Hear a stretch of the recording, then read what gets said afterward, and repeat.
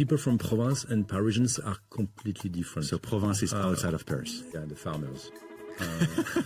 Interesting, because you were born and raised in Bordeaux. When I go back to Bordeaux, for me it's very small. You have 2 streets. For me it's a bit depressing, even where you live. Okay. I was very shocked about the enthusiasm of the Americans. In Paris, we're kind of negative. When the weather is good in America, yeah, it's amazing weather. In Paris, yeah, it's good, but tomorrow it's going to rain. We are the most visited country in the world. Welcome to À la Française, the podcast that shines a light on the French art of living and those who shape it.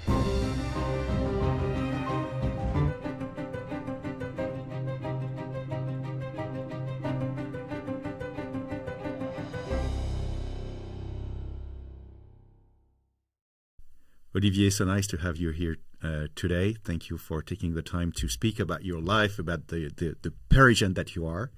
Before we start, can you review your background and how you started your life? So first of all, thank you for having me. I'm very happy to be with you today. So I'm Olivier Giraud. I'm a producer and comedian for the show How to Become a Parisian in 1 Hour. I've been playing the show for the past 17 years. I played the show like nearly 3,000 times. And I teach the audience on how to become a Parisian, how to behave like an horrible Parisian. So where does it take place? Théâtre des Nouveautés, close to Opéra. You were born and raised in Bordeaux, which is one of the 5 top cities in France, in the southwest of France, famous for its wines. Yeah. And this is actually where I live. I know. Beautiful city. Yeah, it's renowned as a small Paris. Yeah. So you're back to Paris since 17 years now, and you have a morning routine. Can you tell us about your daily routine? Yeah, so I do have a daughter. She's 10, and when I drop her to school, I'm going for a coffee in a terrace. That's a passion. Okay. So every day, even if it's raining, even if it's cold. Okay. And it's always on the terrace. Always.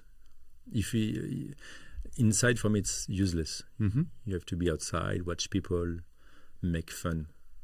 But people, So tell us a little bit more about your secrets. Do you go always to the same place? Do you change places? What is your routine? Every morning, the same one. Okay. Same place. Because now the parents of my friend, they have kids in the same school, so we get a meeting every morning. Okay, so you're not just yourself, sometimes with other people? Sometimes by myself, but most of the time we are like 5, 6, 10 people. Okay. Even if it's minus 10 degrees, we are still outside. Nice. We love it. So all these people are your friends. You pay €3 for your coffee, but you have a great time. So. And can you tell us where, in which area of Paris? Latin Quarter. Okay. So I won't tell you the address because the terrace will be full. So on my table. Okay, fair enough. So in the Latin Quarter, but there's many options, many cafes at every corner of the streets. I can tell you Rue de Bussy. Rue de Bussy. So you have 6 coffees. So go there every morning at 8:20. And you will be there. I will be there. 8:20 with an espresso cafe. Café allongé. Café allongé. Not espresso. Okay. Same price on café allongé, but espresso it's 1 sip. It's true, not enough. So in your show, you stress 8 key lessons to be a real Parisian. Can you just share one with us? Yeah, the lesson number 1 is about how to dress like a Parisian. And Parisian dress always in black because you have to feel invisible. If you see people from Provence, like from Bordeaux, you got like pink, orange. For us, it's not possible. You have to feel invisible, and if you're a bit crazy, you can put some gray, or dark blue. Wow. Like when it's like more than 30 degrees, summer, you put some dark blue. Okay, and that's the way how you can spot a tourist. Completely. Oh yeah. Yeah. You can see Americans. I mean, I would say like 20% of Americans have the American flag. Like America. Yeah, we can see. And they don't wear colors, gray. And you can see it. Okay. Yeah, easily. So when you're in Rue de Bussy, you can easily spot a tourist and a Parisian. If they smile, they're not Parisian. It's not only their outfit. The outfit and the face. Yeah. Oh yeah, nice description of the French. And more widely, apart from the outfit and the smile, how would you define the French, not only Paris, but the French art of living? I would say like people from Provence and Parisians are completely different. So Provence is outside of Paris. Yeah, it's like the farmers. And the farmers and Parisians are very different. The way we think, and we are very, like Parisians are very arrogant. You know, you say, I'm from Marseille. Yeah. You think that people from Marseille are lower than you,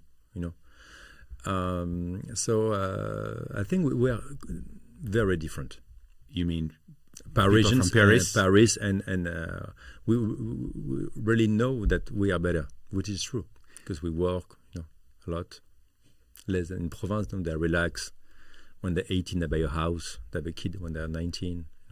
Interesting, because you were born and raised in Bordeaux. Yeah. Now you've been living in Paris for many, many years. Do you consider yourself more than a Parisian or 100% Parisian? Oh yeah. When I go back to Bordeaux, for me it's very small. You have 2 streets. For me it's a bit depressing. And if you go to the suburb of Bordeaux, for me it's like, I'm going to die in a few months. Oh, wow. Really. Even where you live. Okay. So for you, Bordeaux is a village with 2 streets. Yeah. And which is, for those who have never been to Bordeaux, it's totally untrue, because Bordeaux is one of the big, top 5 cities in France. For me it's too small. Oh yeah. Okay. Paris, you have like 20 different arrondissements. You have so many different atmosphere. Bordeaux, for me, it's too small. So, but it's beautiful. Okay, you should go there. Yeah, just to visit. Yeah. 2 days, no more. Otherwise, you get bored. Yeah, I see. 2 hours. Okay, so you really, from your childhood in Bordeaux with your family, and now assuming that you're a real Parisian, you really change your mind. Yeah. So how did you change? How would you say? I don't know. When you're young, my family told me, Parisians are horrible. Since I was born, until like 18 or 19 years old, for me, in Paris people are horrible. And when I arrived in Paris, like, they are weird. They're not smiling, but I liked it. And after 2 weeks, I really became Parisian. When you miss your metro, you know that the next one will be in 2 minutes. You feel frustrated if you miss it. Like in Bordeaux, you have bus every 50 minutes, 50. And if you miss it, you'll be disappointed. But Paris, you have to run all the time, and I love it. That's why I love cities like London, like New York. And do you have a lot of Parisians coming to your show? Yeah, I would say like 50% of French, and I would say like 30% Parisians.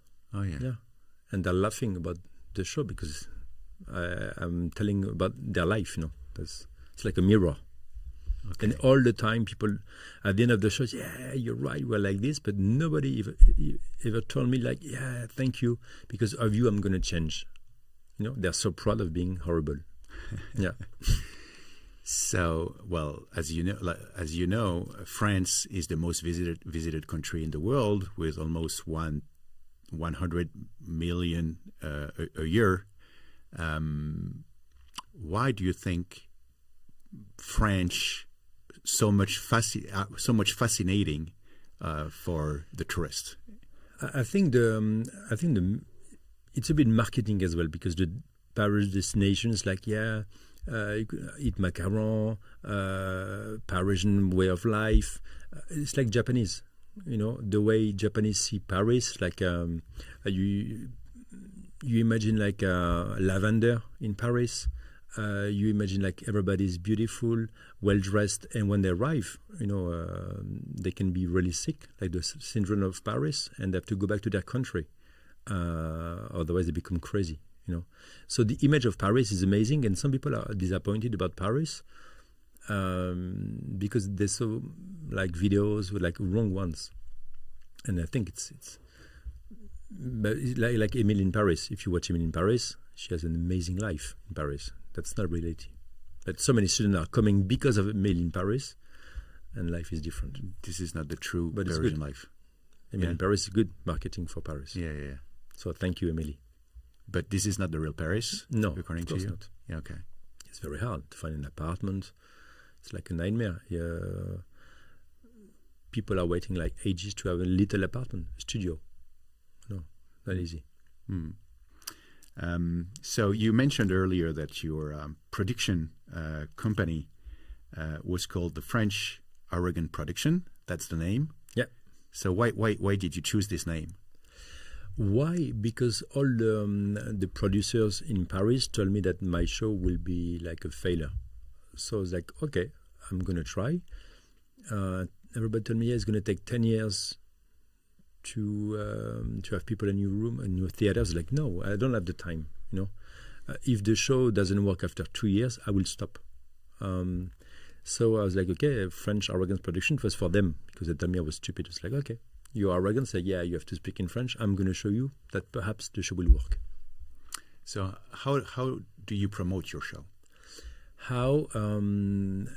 For the past 2 years, I'm doing a lot of videos on Instagram, TikTok, Facebook.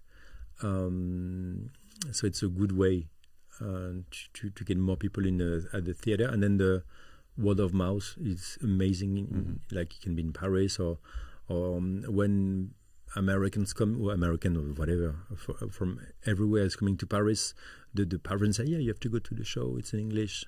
So, yeah. Okay.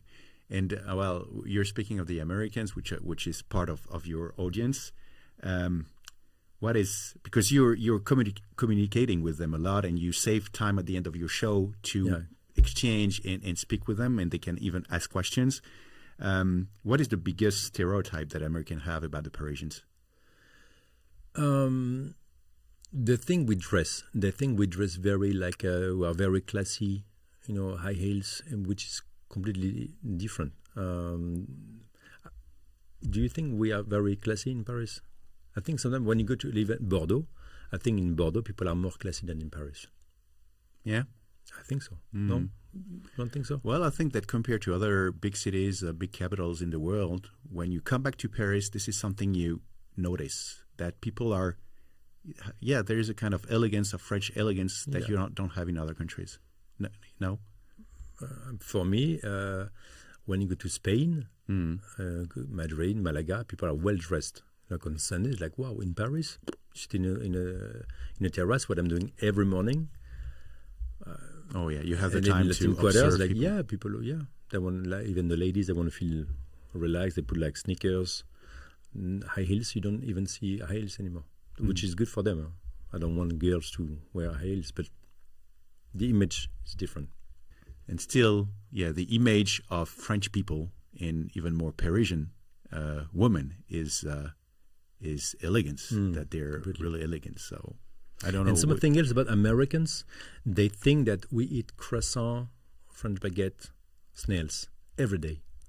And they're shocked when I say, French baguette, of course, we eat a lot of bread, but croissant, perhaps like 2-3 times a month, on Sundays. And they are very shocked. Yeah, the thing is. And snails, how long have you been eating snails? Well, I would say years. I think I eat like twice. Frog legs never. For me, it's like, oh. And the number of restaurants where you find snails in Paris is very limited. Just people, places for tourists. But, but French don't eat snails. No, not at all. This is really perhaps in Provence. I don't know. The farmers. But you never go there, so you don't know. No. So we mentioned that you after your show you invite your audience to ask questions and share things with you. What is the more common questions that your audience ask you? I would say that the most common is when tourists try to speak French to a French person, the French person answer back in English. Because I think that they know that for example, Americans, they say, I love croissant, pain chocolat, macaron. But when you ask something in French, they don't understand. They only know 5 words, So we don't want to waste our time. So that's why we answer back in English. And they're shocked. Yeah, like every night I've got the same question. And they're very upset because they try their best. I think it's really rude. It's rude, yeah. Yeah. Okay. Which is rude. You You should take the time to say, oh, you speak good French. Oh, thank you. No.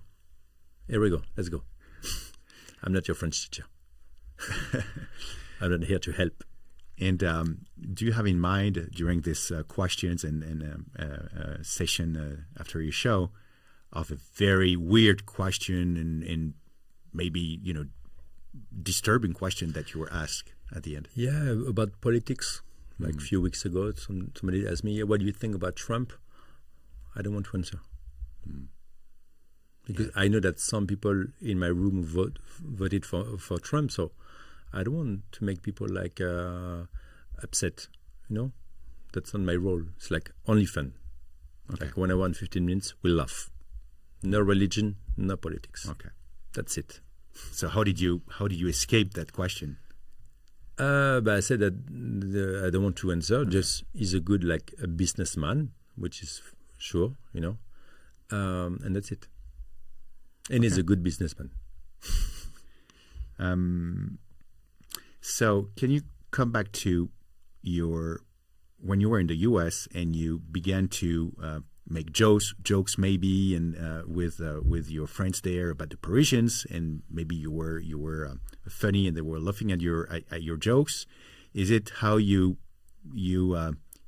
came to the idea of becoming an actor, or was it? It was far before? Yeah, far before. When I was 8. Oh, yeah. And I said to my mom, when I will be an adult, I will play the show at l'Olympia, which is like one of the most famous theater in Paris. And I did the Olympia in 2016. So I knew it. For me, it wasn't a dream. So what did you do at the Olympia in 2016? I played my show. Oh, yeah. In 2016. Wow. Yeah. So it was crazy. Like more than 2,000 people. Got dancers. Crazy. Nice. So that was crazy memory. So your dream came true. Yeah. At this time. Yeah. And it wasn't a dream. It was like I was sure. Not the dream. Yeah. Really your goal. Yeah. Okay. I knew it. It's weird, but. And you also wrote a book called The Practical Guide of the Perfect Parisian, which is, I believe, a transcription of your show. What has inspired you to write this book? It's like one of the biggest edition edition company in France. They contacted me 6 years ago, and I was close to sign a contract, but I was shocked about the way they gave me percentage of the sales. So I was like, okay, I'm going to create my edition company. So I call it a French Arrogance Edition. And I wrote the book, and I found a graphist and translators, and the show. The book is different than the show. And it's not the show. It's I give you recommendation where to live, where to stay, how to raise kids in Paris, where to go on holidays. Okay, so more about advice and how to behave in Paris, how to survive in a Parisian jungle. Yeah. Okay, and how can one be a perfect Parisian? What is the rules and the tips to be the perfect Parisian? To be a perfect Parisian, the facial expressions, when you're happy, you like this, like little bit. You don't laugh. No, not too much. Not too much. But I would say Parisians are not loud. Like in a metro, if you go to different cities, or in Italy, for example, people are very loud. They put the music on the phone. Parisians, when you talk on the phone, can tell you, shh, don't talk. We want to. We don't want to listen to you. So we are very, very calm. I think we are crazy the way we run all the time, but we love silence in Paris. We are always stressed. We are running, but we work a lot. But we want to spend good time as well. You can see every night at 6 or 7 p.m. all the terraces are full. You see friends with alcohol. We laugh more. After 6 or 7 p.m. you can see our teeth. It's possible. Wow. After 2 or 3 glasses of wine or bottles. So at 6 p.m. people are at the bar. It can be 6. It depends on what you're doing. But if you work like in marketing or whatever, you finish at perhaps 7. But you start really late. You start at 9. Yeah. 9 or perhaps a bit more sometimes. But people love to relax, and we have some small apartments, so that's why we really want to be outside a little bit with alcohol to forget our day. And at a bar on the terrace, but not which is good. I love it as well. Yeah, I don't go there often because I do have a daughter, and I don't want you her have to your see show her at 7. and the show, and I'm not drinking before and not after because I'm tired at the end. I'm 47, so I try to yeah. So you studied cooking, and you're a huge cooking fan. That what we can mention on your videos. If you have to cook just one dish for, let's say, American friends, what would it be? Pot-au-feu. And do you cook yourself the pot-au-feu? Of course, okay. I love cooking. So what is the pot-au-feu? Pot-au-feu is like a stew. It's like beef. Sometimes I do it with pork as well. I prefer with pork, but beef, and then you put like vegetable, carrots, celery, leeks, and I cook the pot-au-feu for 7 hours. And all my friends, like when it's the winter is coming, say, "Yeah, can I come in your house for a pot-au-feu?" It's like they love it. You're famous for your pot-au-feu. For the pot-au-feu. And people come to have lunch or dinner. Dinner most of the time, but pot-au-feu. They're too much food. When they go out from my house, like, I'm gonna be sick, because they eat too much. And they ate too much. Far too much. Oh. Yeah. I'm like a big mama, like, yeah, take some more. And maybe you imagine that you're having a lunch at your café Rue de Bussy. We don't know the name of the café, and I won't ask you, but somewhere Rue de Bussy. If you were to order something for lunch, what would you order at the cafe at the corner of the street? Sorry, but I order a lot of Caesar salad. Yeah. Yeah. This is not the most French dish, I know, still. but it's true. Sometimes I go to a restaurant called Chez Huguette. It's like Rue de Seine, 6th arrondissement. And I think for dinner it's quite expensive, but for lunch, I don't make money for them, from them. So it's not a commercial.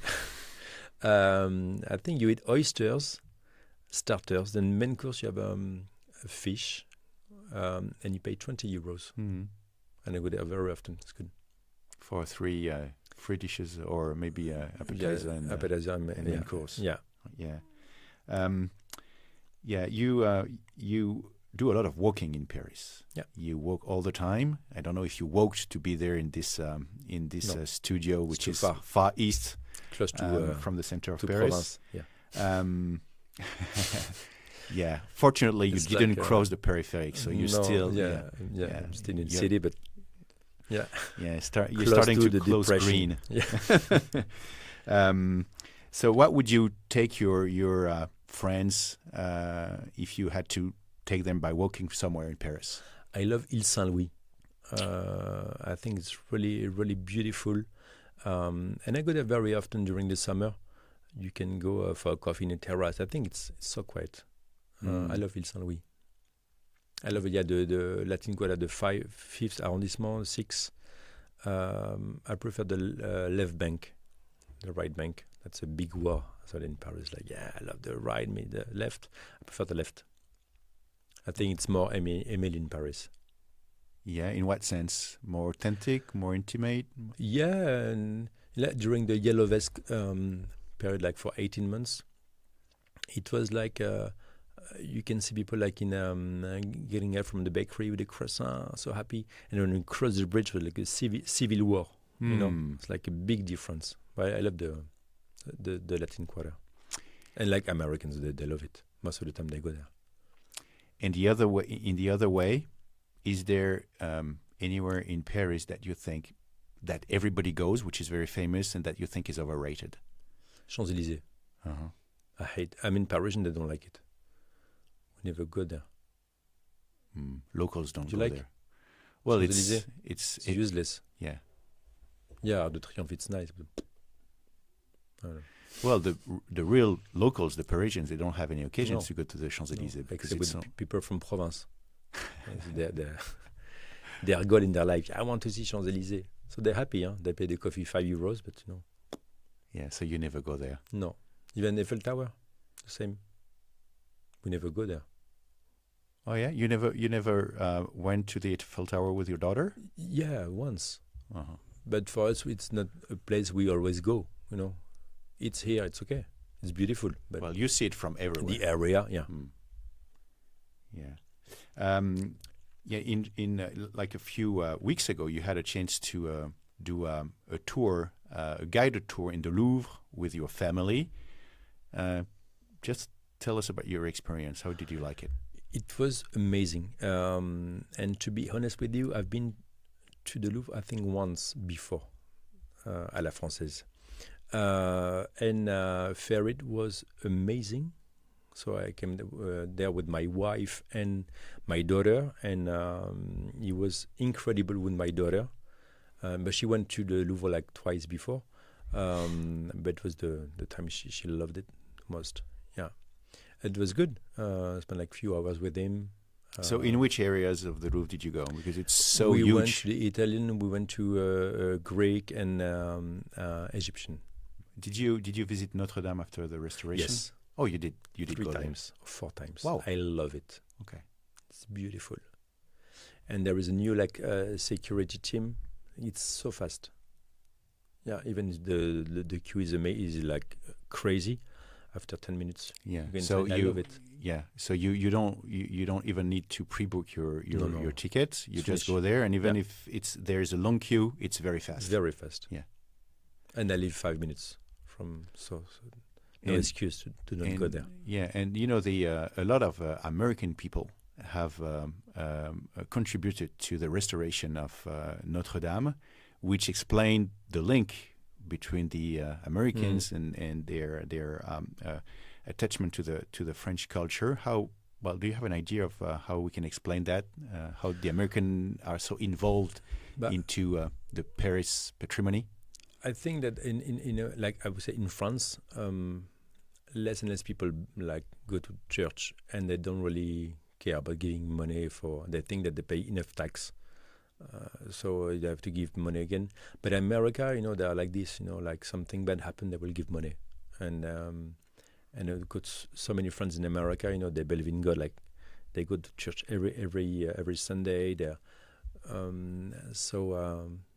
And they are very even for the tips. American, they give a lot of tips. They are generous. Parisians, no. And for them as well, it's like an amazing place for Americans. Notre Dame. So yeah, when you give even like $100 to rebuild Notre Dame, you say yeah, it's beautiful because of me. I help. So for them it's kind of sexy. Okay. And they can tell to their friend it's because of me.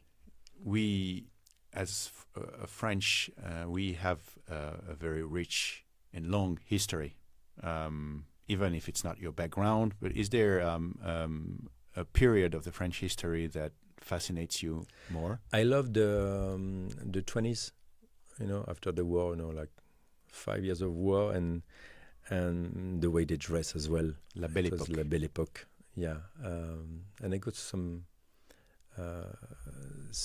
evening, like La Coupole, some friends. I have a friend who loved the dress from the 20s. So I love going there, and I think it's an amazing.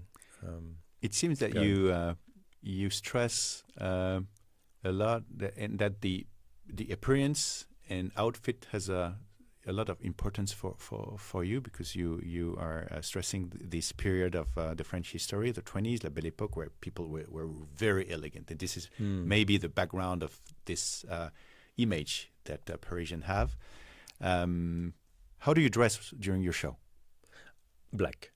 All black. 100% black. Today I'm wearing blue, but it's like once a year, only for you. You're from Provence, So that's why I want you. So you're shining today. So this light blue is the last most time you of can the do. year. Finish. I'm going to sell it today. Do you have some friends outside of Paris? Do you accept to speak with non-Parisian Of people? course. Of of course. But I do have a friend, a couple of friends. They are living at Bagneux, which is in the suburb, east of Paris. Suburb, No, south of Paris. South of Paris. It's very close. You have the line 4. It's direct. But for me, when they come, I come to banlieue. Because I love them a lot, but otherwise it's too far. And so many friends, like Parisians, are like this, like, let's go to the suburb. Yeah, and still you speak to them. Yeah, we try. But you prefer them to come to visit you? Yeah, of course. Okay. Yeah, but you have to be polite. So okay. You know a lot of people in the Parisian world. Who would you recommend me to invite in this podcast? Do you have in mind somebody who could speak about the French art de vivre? My favorite pastry chef, which is Pierre Hermé, is making like amazing pastries, amazing macarons. I think will be a good person. Good. I will give you his number. Nice. And what question would you like me to ask him in behalf of you?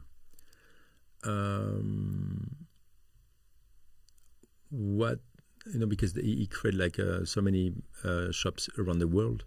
What is the best seller to see if? Because for me it's like he's doing a mille-feuille, but it's not mille-feuille. It's the mille-feuille, 2,000 leaves. The mille-feuille. Yeah, but they do like it's 2,000 leaves. De mille-feuille. De mille-feuille. And he put there's a mille-feuille, and between the leaves he put some crepes inside. It's a crazy dessert. And I will ask him what is the best seller around the world about this pastry. Because he has shops all around, and he's quite famous in the US also. And I do have one shop close to my house. I go there very often. I love it. And do you buy this 2,000 leaves? Yeah. De mille-feuille? Completely. Yeah. Okay. That's your favorite. But not during the winter, because it's kind of fatty. So, summer body, yeah, which I've never had. So now you can go back and buy mille-feuille again tomorrow. A song that you like and which is particularly French for you? I love Zaho de Sagazon. I won't say I'm a big fan, but I saw her like 3 times in concerts. The first one will be in 2 weeks. So I love this singer. Okay, Zaho de Sagazon. Yeah, she's quite popular at the moment. Yeah. Okay. Thank you, Olivier. Merci for beaucoup. all your tips. And merci beaucoup. Merci.